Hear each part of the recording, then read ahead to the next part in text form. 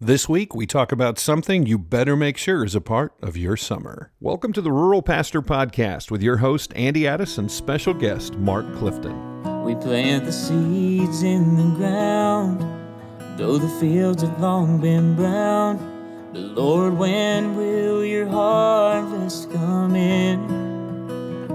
I'm giving all I've got to give in the place where I've been sent.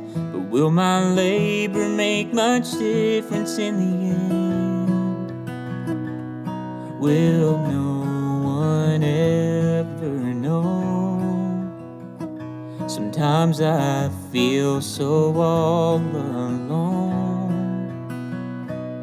Like the prophet Jeremiah, you may be the one to go to the dying and the broken with a message of hope. To that church on the corner of that forgotten little town, to a room of empty pews where his love can still be found. You may never know of all the seeds you sow, but it just takes one willing soul to make him know. Welcome to the Rural Pastor Podcast. I'm Andy Addis with you. Today I have a special guest. I'll introduce her in just a moment. But before we do that, special congratulations to Chosen Road, the authors of our very own theme song here at the Rural Pastor Podcast. In just a couple of days, I believe it is, they will be performing at the Grand Ole Opry. Awesome. And how fantastic is that for them? That's very cool. I have a little dream that they might play that song. I don't know if they will, but probably won't. But no, we're so thankful for those guys. What a great job they've done. You hear that sweet voice. You've heard her once before in a very special episode on marriage. I would like to welcome to RPP here with us today, the wonderful Mrs. Kathy Addis, my wife. How are you doing today? Hello, I'm good. Thanks. Well, we're doing a special pull-out edition for our normal series of podcasts that we've been doing because there's something that we wanted to hit here in June of 2023 as kind of an important factor. It's important all year round, but especially right now. I want to take for a moment and talk about the importance of vacation. Especially since so many of the guys that are listening to this podcast and their families, they're bivocational, co-vocational. They've got so many irons in the fire. Taking a break is almost laughable to them, but it can't be. And we're going to talk about that and understand that everything is scalable, meaning that what might not work in your context, at least a portion of it will. And we'll talk about that in a moment. But the Rural Pastor Podcast is this place where we just want to pour into, partner with, and pat on the back the rural pastor, because what you're doing is so important. And you and I, we've been in this game for close to 30 years with just a brief stint going to school in the big city. But still in ministry. Well, yeah, but I mean in the rural location. Oh, yeah. Started in Hays, Kansas, which the only reason Hays really exists is they needed a place to stop between Denver and Kansas City. Right. And we spent the last 20 years next to the second largest grain elevator in North America. Thank you very much. Here in Hutchinson, Kansas, and have been bivocational. I've been trivocational before, and now we have the blessing of being full time, and there are advantages, disadvantages, all that. But one of the things that we've always tried to do is we've always tried to take some kind of vacation. Now, sometimes our vacations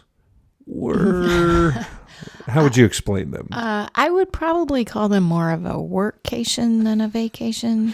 When we were poor and broke. We were poor and broke, and you were given the opportunity to preach at a camp. And when the kids were little, woo-hoo! They didn't care if Dad they had to did preach. not care. Right? Because they got to go to camp. And, right. Yeah. I can't imagine. Those were hard weeks for me because you were doing what you were supposed to do as camp pastor, which meant I had full-time kid duty, which was okay. Because that's what I did at home too, except that now we're in a different place and different things. And what do you do with them? Trying to find things. You can only play Uno with a 3 and 5-year-old so many times because they have no idea what they're doing. And we used it as vacation. We did. But it was often, sometimes you were so thankful when vacation was over. Well, but in those times too, that you were able to just hang out with us and we did the camp thing with the family.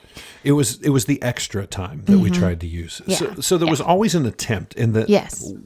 you, I don't think, ever saw it as vacation. Not ever, not all of it. I know I had to work during part of it, but the Right. kids during those days, there was something for them. Yeah. Yet there was something still missing. And we're getting ready to make an argument that no matter what level you're at work, there has to be some pull away time. And so before we get to that, and I promise I'm going to make a biblical and a rational argument for this, and hopefully give us by the time we're done, I want to help you, no matter what your context is, find a way to get away.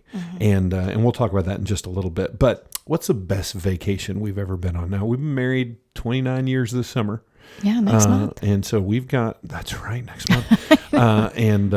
We've got a lot of road time under the belt. We've had some fun stuff, and we've had some great stuff. But in your mind, what's one of the best vacations? I think the one that rises to the top is when we went camping at Custer State Park around and went to see Mount Rushmore. Yeah. And it was not luxury at all. It was not. Cooking over the campfire. I loved it. Yeah. I loved it. And the boys were, I don't know, 10 and 12 maybe? Yeah, maybe not quite that old. I don't remember, but and we hiked Mount Harney, the highest peak that side of the Continental Divide. So they had that under the belt. We did a lot of free stuff. Yeah, lots of free stuff. Yeah, found all the free why stuff. was that great? Because if you ask me, that would be the one I go back to that one. I thought it was great, but I think because we were way away from everything we knew.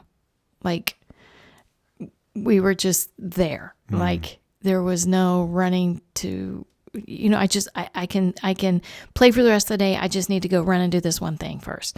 It was just us and lots of nature. And I don't know. It was just, the boys weren't quite into their electronics yet, Yep. I don't know. It was just, I loved it very too relaxing. for several of those same reasons, because you weren't twisted in those different directions. It was super simple. It wasn't super expensive. Right. But also I always do a summer study with the family. We would do some kind of devotional together, and we had never done anything as substantial as this before, but that was the summer we did Experiencing God. We did the student version of Experiencing God. We had some of the best conversations. It was really, so yeah, that was a great time. And we'll dissect that a little bit. But before we dissect our own vacation, I just want to say it's really important. And because there is, again, a rational reason and a biblical reason for this, but we're getting ready to jump into that season of baseball games and backyard barbecues. And there is no downtime anymore. There used to be a kind of an ebb and a flow in the church calendar. There just isn't anymore. Right. It's just pedal to the metal all the time. If you don't draw lines, no one will draw lines for you. And the church will kill you and not know they're doing it. They'll feel bad about it later, but they won't even know. And the problem is you're going to go, nope, I love the Lord. We're doing this for the Lord. And sometimes we do stuff the Lord never asked us to do. Yeah. If I can be really honest He's like, with you. yeah, that's not me. Very good. So let's talk a little bit about the need for vacation time. I want to quote a paragraph from an article out of Forbes. So not necessarily a spiritual publication, but a well-known publication. And the title of the article was "Why Taking Vacation Time Could Save Your Life." That's a pretty powerful title, right? Here's what it says. American workers are notorious for being workaholics. Since March of 2020, an overwhelming majority of U.S. employees have shortened, postponed, or canceled their vacation time, according to one survey. Another recent study found that 26% of respondents had never taken 2 weeks of vacation at one time. And the Center for Economic and Policy Research has gone so far as to call the U.S. as the no-vacation nation. We're as a culture slipping in this direction. And I'm going to make the argument that that's not healthy, and that for your congregation, they reflect that. And so your natural tendency is, well, I have to meet them there. I can't show weakness. Maybe your job is to model for them what a healthy family life is like. And I will say this, that same article had some statements, and we're not going to give them all the airtime today, but here are just the headlines that they had actual proven benefits of taking some time off. Vacation time increases mindfulness. Vacation time improves heart health. Vacation time reduces stress. Vacation time boosts brain power, and vacation time improves sleep. Now, each one of those, if you just took them on their own, that's a benefit. I know some pastors who haven't had a good night's sleep in forever. That's right. Forever. Or just reducing stress. part of that too, I think one of the reasons pastors don't do that is it's more work to be gone than it is just to stay. Isn't that what they say? You've heard me say that I've heard before. you say that. But that may be very well true the first year, but you have to establish some rhythms and trust and growth, or you will stay stuck on the hamster wheel forever. And so part of this is learning how, you hate to say it, learning how to relax, learning how to take a break, because these things are not just for your mental health. They are actually you modeling health for the congregation and for your family. How important to you is it that first of all, when we had kiddos, that the whole family got away? And how important is it that you and I got away from time to time? And I don't mean for 2 weeks to Milan, because we've never done that. We don't hop a plane. Although our 30th anniversary is coming. Yeah, I know you want to do something really special. We're going to try. No. But how important is it to you as a wife for life, almost 30 years, raised a couple kiddos? They're both good kiddos in ministry Thank you, and Jesus. out of the house, debt free. One's married and the other's going to be married to some godly women. Couldn't be any happier. So we're thankful that God's given us a good track record. How important in their growing up was the vacation time? And then how important was the you and I time as well? Well, of course, it's very important, but I think it helps, from my perspective, it helped me to see that you prioritized us. And I know, and I even recognized, I was, even in my frustration, sometimes I was able to recognize that the boys and I had to be on the same level of priority for a lot of that. Because it's hard to, when your kids are little, it's hard to get just mom and dad time. Like,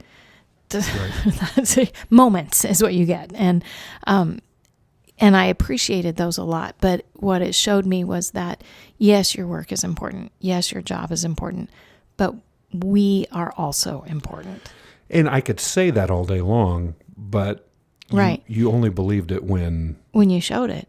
Yeah. I mean, when you stopped your work long enough to make time for us, that was super impactful. Because if you preach a sermon and say it's God first, it's family second, it's everything else third, and then you live in a way where the family's actually third, fourth, or fifth down the line, Right. then those words start to pale in comparison. Yeah, they don't mean anything. They don't mean anything. And you can take that once or twice. Every good pastor's wife, every good pastor's family, every good pastor's kid knows that there are going to be exceptions. Sure. There's going to be that moment that there's an emergency, that something takes place. But it's the concerted effort and the putting your money where your mouth is that makes a difference, right? Absolutely. So in doing so, we did that with family a lot. But then I really tried, and you can critique me on this if you'd like, because we want to be helpful to everybody else, but really tried to once or twice a year for you and I to get away for a night. And we also practiced a date night. Yes. Matter of fact, if you go to our church and you say, when's pastor's date night? They'll echo back, Thursday. Because they know you better be bleeding from the eyes if you call me on a Thursday. Right. Yeah, that started early. Yeah. Yeah. Those important as well. I mean, that's not a vacation, but that's establishing a rhythm. Well, of when you've had understanding. a really rough week, that one date night could feel like a vacation. Like, It can. I just need to get away from these little people. Well, and we're in rural places, and sometimes if your date day can drive an hour to the big city where they have the Walmart, grab some Or the mall. some high-end food from the Olive Garden. Oh my gosh. It seems very, I don't know, redneck, No. podunk, but it's beautiful. It really is. It really is. I mean, even just going to a different coffee shop is nice. It's just prioritizing. And I don't know if every lady's like you. You're all different, but I have sensed a common theme as the man. Sometimes what you have wanted, and I've heard this from several other ladies, is you want to not make those decisions. Amen. You just want to be swept off your feet. That's right. Take me on a date that is already planned, for crying out loud. Where you want to eat? I don't care. I don't know. Oh my gosh. What do you want to do? I don't know. But if I would show up with a couple of wildflowers I picked out of the ditch and said, I've already got a restaurant and a plan, get in I'm the the truck. happiest woman you've ever met. That's yes. it. And I think that not all are the same, but that is, I have heard several who've said, I just don't want to make any more decisions. Just take me away, Calgon. That's right. That shows how old we are. Wow. Yeah. So we have this rationale that there really is, that a vacation could save your life because it literally improves heart health, mind health, sleep health, all that kind of stuff. That's amazing. Biblically, there is a case for this as well, and it's the extrapolation of what a Sabbath is. And I'm not going to bang this drum too much because we're going to do a whole series on something called rhythms in the near future. Good. Well, here, but the rhythm of the Sabbath was God's rhythm for humanity. And I would argue that there is probably very few of you out there, because I've asked this question and just taken a hand-raised poll on this. How many of you actually have a Sabbath in which you are taking time off that is refreshing, reflective, and you look forward to it on a regular basis? How many of you do that? I would say it's less than 5%. Wow. In ministry rooms that I'm in. Well, that's actually... this is going to sound really harsh because it sounds like you're piling up weights, being a Pharisee now, piling up heavy weights, putting money. It's on the top 10 list of God's commands. Yeah, true. It's number 4. Remember the Sabbath and keep it holy. And here's the rub. If you're a preacher, that is never going to be Sunday. Right. It's just not going to be Sunday because you were working and yes, you're helping other people take a Sabbath. You need to remember the words of Jesus who said in Mark 2:27, and he said to them, the Sabbath was made for man, not man for the Sabbath. What is it about the Sabbath? It's a day of rest. It's a day of reflection. It's a day of isolation. Now, again, if you're working 2 part-time jobs or you're working 2 jobs bivocationally, you say, when am I going to get that? Everything's scalable. You can only do what you can do, but you got to do something. Right. For instance, if you and the missus are both working, that Sabbath day, if you can coordinate that it just happens to be our Saturdays, well, you got a house full of kids. You're going to keep them for the morning. I'm going to keep them for the afternoon. We're each getting half a Sabbath. We're going to do what we got to do. But Make it work. You have to start working on that rhythm. Vacation is an annual rhythm or a year part rhythm, whatever that is. And again, if you can't get away for 2 weeks, can you get away for a week? If you can't get away for a week, can you get away for a weekend? If you can't get away for a weekend, can you get away for a day? You just have to start building some of this in. And my thought is that if you'll build it in, you're going to see the value in it. And the more you see value in it, the more you're going to sacrifice and plan for something. Yeah. Sound fair? Agreed. Let me read you one more from Mark chapter 6, verse 30 through 32. The apostles returned to Jesus and told him all that they had done and taught. So they're giving their debrief. And he said to them, come away by yourselves to a desolate place and rest a while. For there were many coming and going, and they had no leisure even to eat, and they went away in the boat to a desolate place by themselves. Jesus' intention was to come away and rest. After they did ministry, come away and rest. Now, for you Bible scholars, you're going, yeah, but what happened when they got to the other side? The crowds pressed in, and it ruined everything. We understand that. And it happens. It does happen. That doesn't negate what Jesus was trying to do. That's right. Come away and rest. So let's dedicate the last couple minutes of this. We said it's scalable. I have come up with 4 words to help you sit down with your spouse and come up with a date day, a vacation, or whatever for your family, for the 2 of you, but to make it scalable. And I call it the cube, C-U-B-E. Okay. Right? So here it is. You start with throwing ideas. Like if you sat down with me for coffee, and we're talking about our 30th anniversary, and you want to go to Ireland. I do. You want to go to Ireland, which is funny because those are my people, not your people. I know. But you really want to go. And so we may do that. That trip will not fit what I'm talking about right here. That would be fantastic. And it's probably going to happen for you and I because we're blessed and we can do that. But that is not what we're talking about here. So going to Hawaii, doing that. If you can do that, God bless you. You don't even need this podcast. Blessings. You got the cash and you got the resources and you get that done. This is for the rest of us who are going, how in the world do I fit this in? Cube. So the first letter of cube is the letter C. Very good. And that stands for cheap. Cheap. Now, when I say cheap, what is cheap? Cheap doesn't mean, I'm not going to give you a dollar amount. Cheap is this. It's not financially stressing to you. Now, for some of you, that means we could spend $300 or $400 and, it's not going to kill us. For some of you, $300 or $400, you got to move heaven and earth for that. Right. So your version of cheap's got to be $30 to $40. Sure. And how do you do that? Well, there are all kinds of different ways as we make this scalable. You can get on a plane for a certain number of dollars. You can drive a car for a certain number of dollars. You can camp at a state park near you for a certain number of dollars. And the first part of your 4-part planning is how do you keep it cheap? And cheap means that it can't be financially stressing, because we've taken vacations before. I remember we took the whole family to Omaha, because that's the big city for us. And we gave the kids the choice. We can either stay at a nice hotel or we can stay at a not great hotel, but you two get a room and we get our own room. They're like, let's do that. Those boys would have stayed in a roach-infested who knows what, as long as they didn't have to share a room. Because they could stay up all night and play their Switch. And they ended up staying in each other's room most of the time anyway. Yeah, But isn't that anyway, crazy? That's funny. So we spent... Anyway, the whole point was, I remember that vacation. It was a good vacation, but I spent the whole time watching the envelope of cash and thinking, okay, now we got to coordinate this so that our time of departure and our level of cash, and we skimmed by the skin of our teeth, and it was great. But for me, it wasn't that great because I was constantly thinking, well, we can't do that. I'm the gatekeeper of this. If we'd have set some ground rules out and paid for this stuff ahead of time and kind of made it almost like a resort because we've already paid for what we're going to do. Yeah. Part of keeping it cheap means not stressing you so that you can enjoy the vacation too. Right. And you're not constantly shooting each other looks. Can we do this? Right. And planning ahead helps a lot too. Huge. So cheap, the first part of cube. Second, the second letter of cube is you. And that stands for unplugged.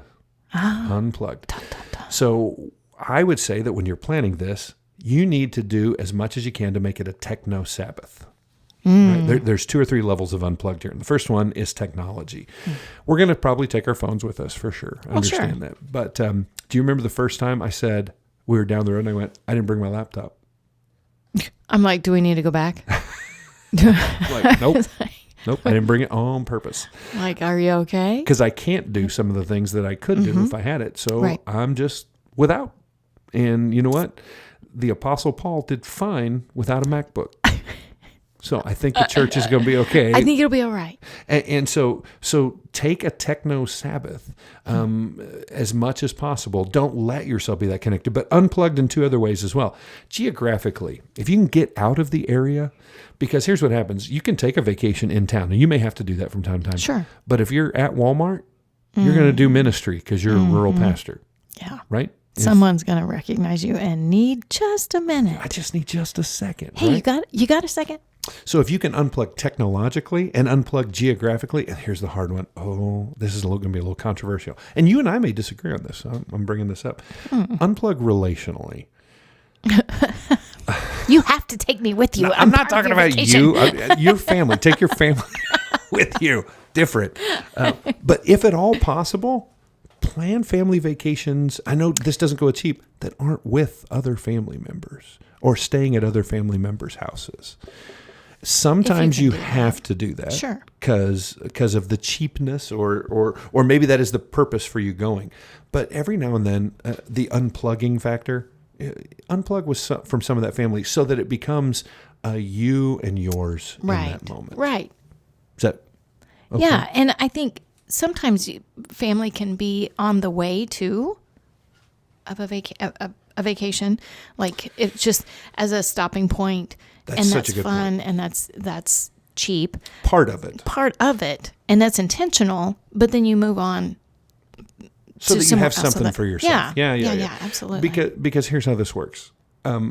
Very, very rarely do you and your spouse have equally loving relationships with both halves of the family. Usually, one enjoys their family more than they enjoy their in-laws, right? And you may not recognize that. And so you go, we're just going to spend 6 days with mom. And you're like, oh, I love your mom, but I love your mom a state away where she is. And so I love your idea. Maybe you transitional, make a visit, but always plan some time that is unplugged for your family. For your nuclear family. Yeah, that's good. Nuclear family. So Cube, CU, cheap, meaning not financially stressing, unplugged, technologically, geographically, relationally. Cube, the third letter is B. B. And this one's going to be, this is my favorite, and this is specifically for pastors. You need to make your vacation buffered. And when I say buffered, I would encourage you, if you could take a week, remember everything's scalable, that you take a week off from preaching, but it be the week after your vacation. So you preach on Sunday and you leave on Monday. Amen. And you don't have a sermon to prep that week. Because when you come back, the one thing you don't want to do is be worrying about your message all week long, worrying about the service all week long. Let your buffering be that your vacation doesn't start with the weekend off. It ends with the weekend off. And I think to be honest with you, 30 years in ministry, guys, that's gold for you. I'm giving it to you right there. I'm just telling you, I've done it both directions. The way you enjoy the vacation, the way your family enjoys you on vacation is if you buffer it at the end of the vacation. Yeah. Yeah. Because we've been there before where Dad's just got to pull away for a little bit. He's just got to take this call. He's going to go to the coffee shop while we go to the zoo. So yeah, and we got to be back in time. We got to be back by 3:00 on Saturday. Yeah, and if you want to be back for service, that's great, but you don't have to be right if you've buffered. Yeah. Buffered. Cube, cheap, unplugged, buffered, and the last one, the E. You want to take a guess what you think E stands for? Just guessing. We're cubing our vacation. Cheap, unplugged, buffered. I don't know. Easy. Early. Easy. Easy. Easy. It just needs to be easy for you to truly have a vacation. To say, well, we're going to drive 3 days to spend 2 days and drive 3 days back. That would make you a crazy person. Now, let me say, if you're that kind of person, you go, I love the road trip. That's the best time. My family plays games. We love it. God bless you. You need some kind of therapy. Stop that.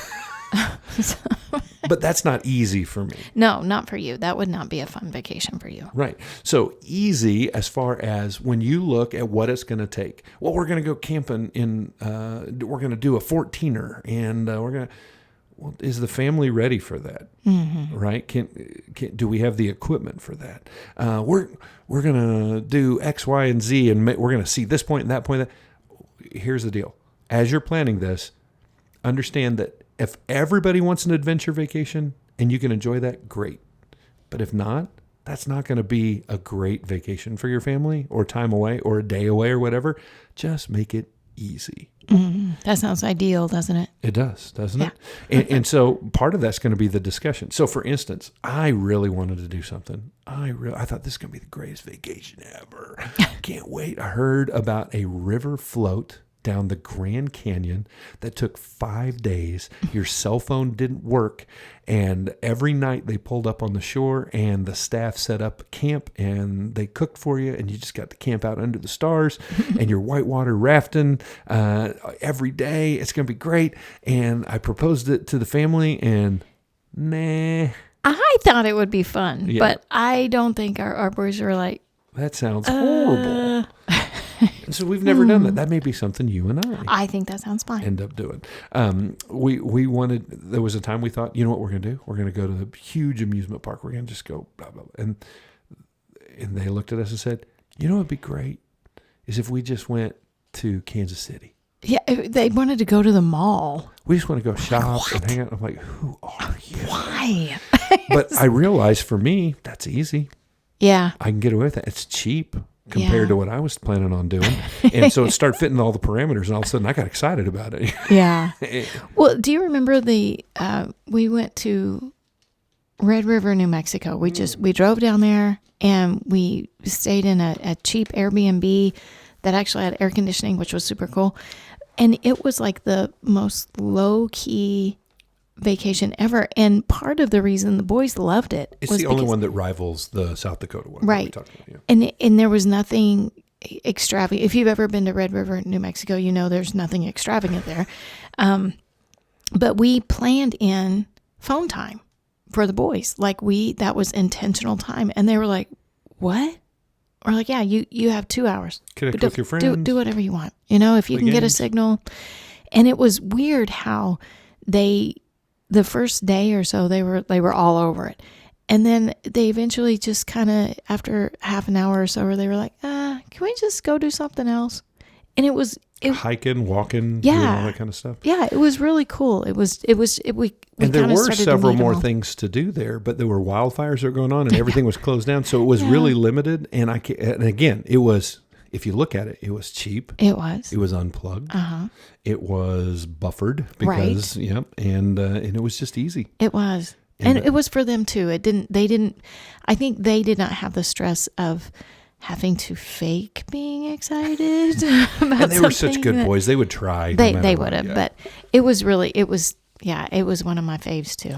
Well, this is just an encouragement for you. Here at the beginning of summer, I know that it's busy. I know you don't have all the money. I know you don't have all the time. So this is scalable. If you have weeks, great. If you have a week, great. If you have a couple days, if you have a day, if you don't know where to start, cube it.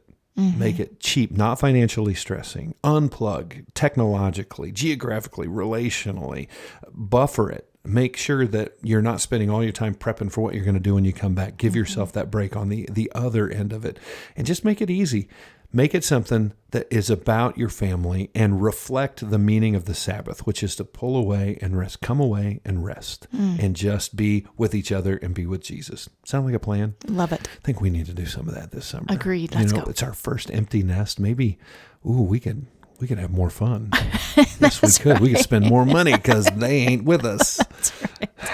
Anyway, we love you guys so much and are so thankful for you at the Rural Pastor Podcast. What we hope is that this is an encouragement to you and that you will learn to love and grow. And we're just thankful for your listenership. Please share this with others. And if you have a great vacation idea, let us know. We'd love to share it with others. Many blessings. We'll see you again at the Rural Pastor Podcast.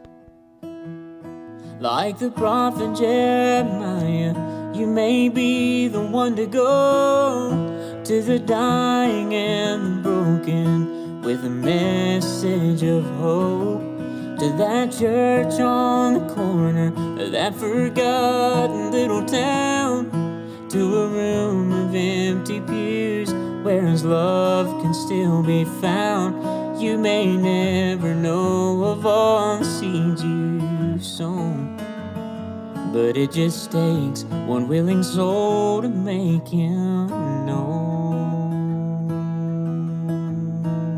Thank you so much for joining us at the ruralpastorpodcast.com. A special thanks to Chosen Road for this incredible theme music, to 180 Digital, our corporate sponsor, and you can check out both of them at our website as well as other resources, because you're not alone. And Rural Pastor, we believe in you at the ruralpastorpodcast.com.